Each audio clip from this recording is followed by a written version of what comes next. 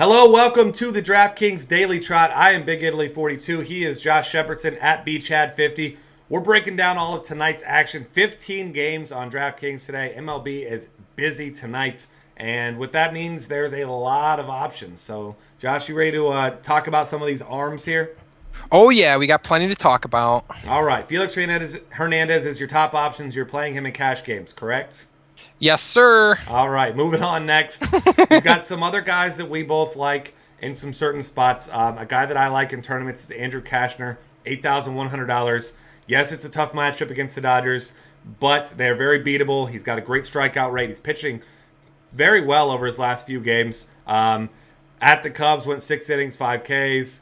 No earned runs against Arizona, 9 Ks in 6 innings. Went against the same Dodgers team and struggled a little bit, but it was in LA, and I think that and opposing Zach Greinke will just keep his ownership levels down, and I think he's got big upside at this price.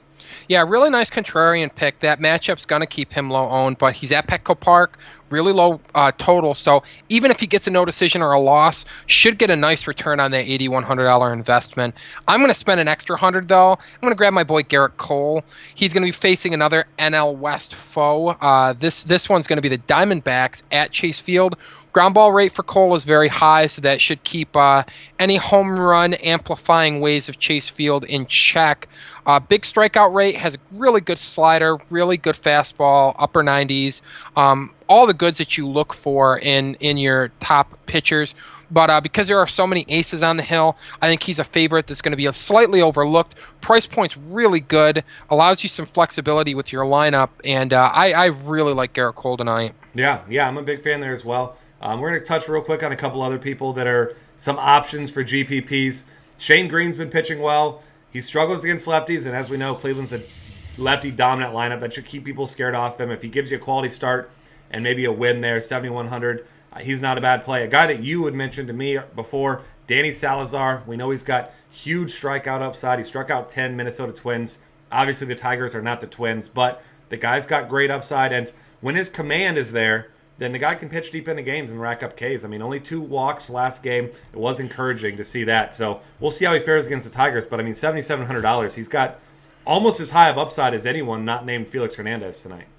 Yeah, I mean, the biggest problem with Salazar is when he misses, he gets taken deep. He has a high fly ball rate, but if he can keep the ball in the ballpark, I mean, the strikeout potential is enormous. Anytime you can get double-digit strikeout potential for under $8,000, you kind of have to be intrigued. And the fact that he's facing the Tigers means he's going to be low-owned. So I like Salazar. I like Carlos Martinez for $7,200 for the same reasons. His ownership probably going to be higher than Salazar because the matchup with the Brewers isn't as intimidating. He's also cheaper. But the strikeout upside's immense. Really electric fastball, good changeup, good slider. Facing most of the big bats in the Milwaukee lineup are right-handed, so you got that working to your advantage. I do like Martinez quite a bit tonight, too. Yeah, absolutely. One other guy I want to throw out there, pitching at home in a pitcher's park against a team that strikes out a ton, a team that he already had his way with once, is Scott Kazmir at $8,500. Pitched in Houston, obviously more of a hitter's park than Oakland is, but he went 6 innings, gave up a home run, but that was the only earned run he gave up. 8 Ks, 27.9 fantasy points on DK, so I think he's in a great spot tonight as well. I agree. All right, moving on here to catcher, where it's not pretty, but we'll go ahead and highlight some guys for you. If you want to pay up, which is not something that I will be doing because I want to get myself some of these top arms, because some of these top arms are going to have big days. If you cheap out on pitching and your pitchers get you 30 combined points, you're going to be behind pretty quickly. Buster Posey at $5,000 in a good spot. Not a chance I'm paying up for that, though. I like Yadier Molina tonight, but at $3,900, he's a little bit pricey on DraftKings. He's got a great price on FanDuel tonight. You're always considering Stephen Vogt. He's hitting well, $3,700. Outside of that, I know there's a cheap guy that you're looking at tonight. Who's that? Kevin Plawecki of the Mets, $2,700, is at Yankee Stadium, so he's going to get that home run amplifying ballpark. Good venue. Not a huge power hitter by any stretch, but he's a patient hitter. I like what he's done so far in his very limited big league career. So at $2,700, really gives you some very serious salary relief that's needed on a night like tonight. Another deep option. Bad lineup spot, but above average power against a lefty. Chris Iannetta, $3,100 looks pretty good to me. Because again, I'm with you. I'm not spending at catcher tonight. I just don't see a lot of value in it. And $3,400 Yasmani Grandal probably offers you that best combination of lineup spot plus salary savings. Good price point. Can't like Petco Park. Can't like facing Cashner that much. But $3,400 for a number 5 hitter, not too bad.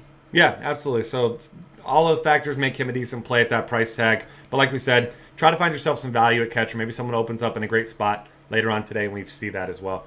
Moving on to first base, where I'm glad to see this guy as the 10th most expensive first baseman, and he's your favorite today for once. So who's that? That's Joey Votto. Lefty-lefty matchup is going to immediately eliminate him from some people's playables list. But an interesting stat I dropped on the FanDuel podcast that I'm going to drop on this podcast as well because I just am completely fascinated by it. Since 2012, Joey Votto has over 400 plate appearances against left-handed pitchers. According to Fangraphs, he has 0 infield flies, so 0 pop-ups against lefties in over 400 plate appearances. Huge line drive rate, is at home, so he's got Great American Ballpark backing him. I mean, I love Joey Votto at $4,500. Like him more in GPPs than cash games, but I mean, Votto is such a good hitter. You can use him in either. The price point's just fine. I just love that contrarian play with him because I do think he's going to be widely under-owned across DK games. Yeah, and he's so damn good right now. I mean, his last night's game went over 4, but before that, 2 hits in each of the 4 games before that, including a couple homers. I mean, he's patient. He gets on base. Last night being the weird exception, but I mean, the guy gets on base like crazy. I believe he's leading the NL in home runs right now as well with 6. So I mean, he's not quite Nelson Cruz right now, but I think he's tied it up top with 6. But either way, I mean, great combination of power and stability there. I like the other side of this one as well. Anthony Rizzo, a lefty against Mike Leake, who struggles against lefties at Great American Ballpark. Do the math there. That's a great matchup for him. Going cheaper, Albert Pujols in a pretty good spot against Wandy Rodriguez at $4,300. Edwin Encarnacion, as we know, he likes to get hot, and when he gets hot, he really gets it going. And, I mean, he's at $4,300 tonight. A really cheap price tag for him. He's been up around $5K most nights, so I'm a big fan of him tonight against Drew Smiley as well. Yeah, he crushes lefties. Smiley struggles with right-handed batters. I would venture a guess that Edwin Encarnacion might be the highest owned hitter tonight, based on price point, based on matchup. Doesn't get to call the Rogers Center home tonight, but I just think that there's so much upside there. The problem is if you're in a GPP, you're going to want some exposure to some other guys, and you're going to be rooting for that 0 for 4 because he's going to tank a lot of teams, but still got to grab some shares. I mean, he's got double dong potential, and at $4,300, you don't want to be the guy that doesn't own him on any rosters and watches him hit a couple long balls. So I'd say grab a few shares, but don't be afraid to be contrarian too in your GPPs. I like him better in cash games because it doesn't matter if everyone and their brother owns him.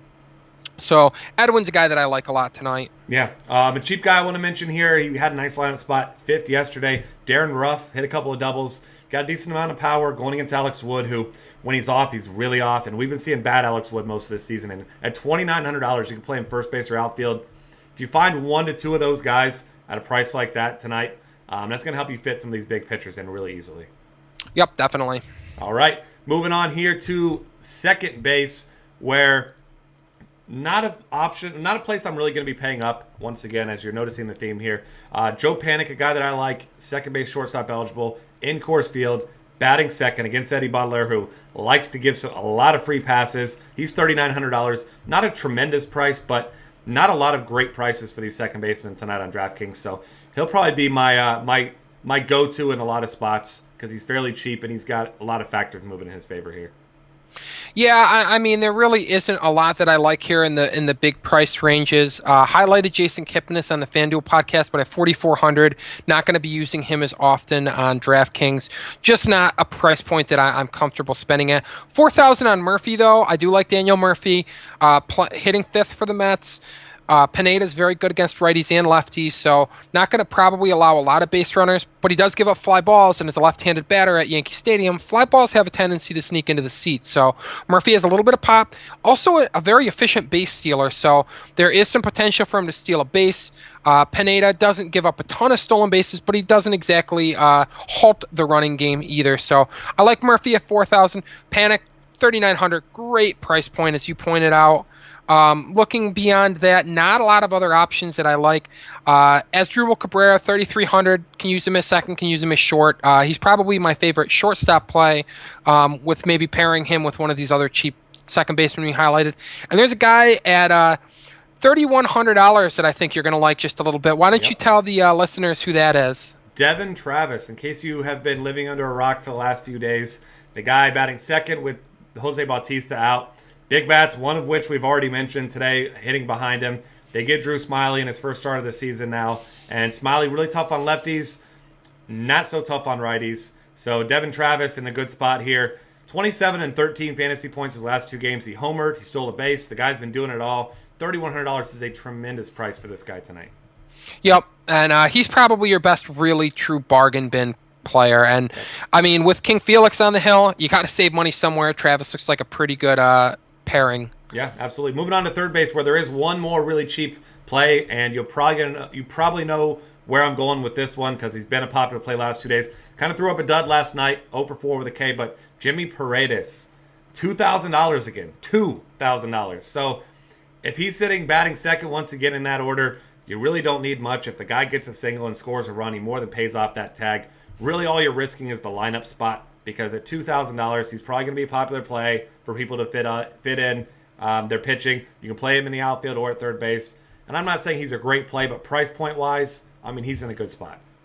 Since we're in the bargain bin, I'm going to go with another AL East name that you wanted to get on the podcast about a week ago, and he gets a lefty today. We got second base and third base eligible Danny Valencia. Finally. If he gets the start at third base and say they give Josh Donaldson the day off, let him DH, which isn't out of the question, or perhaps they even use Danny Valencia at DH themselves. We know Russell Martin's out of the lineup tonight. Diana Navarro has been placed on the disabled list, and Justin Smoke is bad against lefties, so I'm expecting Valencia in the lineup tonight. $2,700, man, against Drew Smyly. I really like him a lot at that price point tonight. Gives you a ton of flexibility. We'll be interested to see where he slots in the lineup, but he's my bargain basement pick. And the nice thing about Paredes is third base and outfield eligible, so you could actually conceivably stick Paredes and Valencia on your team, get two guys in favorable lineup spots, potentially. Don't know where Valencia's going to hit. Have seen Paredes hit second. If they're both hitting in the top 5 in their lineup, $4,700 on two guys filling two spots and in favorable lineup spots, in favorable ball and situations. I don't know, man. You're putting yourself ahead of the curve in terms of grabbing pitching there. Yeah, I mean, that's a really hard way to get away from those two in your cash games, especially. I mean, you could probably fit two top arms if you roll with those guys. Maybe get Devin Travis at second base at just $3,100. I mean, that right there, less than $8,000 for all three of those guys. Sign me up for that in my cash games. Yep. Elsewhere at third base, Chris Bryant is the second coming of Jesus Christ from what we've heard. So he hasn't hit a home run yet, but I'll tell you what, most Major League hitters would love to have a chance of hitting one at Great American Ballpark. Mike Leake, a ground ball pitcher, but as we know, prone to getting rocked every once in a while.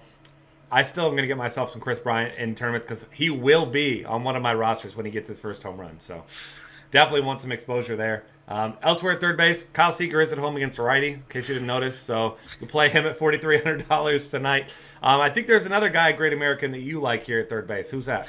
I like $4,100 Todd Frazier quite a bit. I want to hook him with our 10th most expensive first baseman, Joey Votto.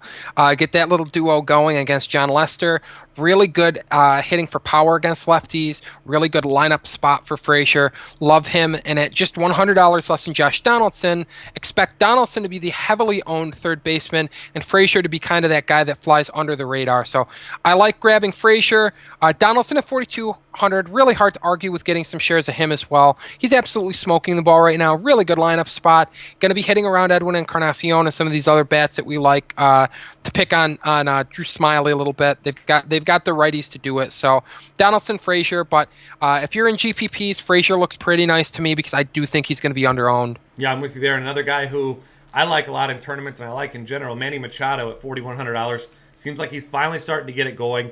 5 hits, 6 RBIs over his last 3 games. Just 1 strikeout during that time, which I know it's only 10 at-bats, but that was his big concern. Everyone thought the sky had fallen because he got off to a bad start, was striking out too much beginning of the season.